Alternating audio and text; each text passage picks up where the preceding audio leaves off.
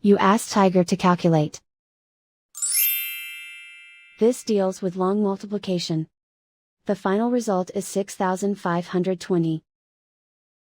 Let's solve it step by step. Rewrite the numbers from top to bottom a line to the right. Multiply the numbers using long multiplication method.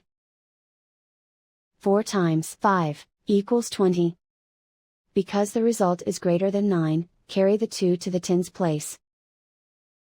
2 plus 0 times 5 equals 2. 3 times 5 equals 15. Because the result is greater than 9, carry the 1 to the thousands place. 1 plus 1 times 5 equals 6.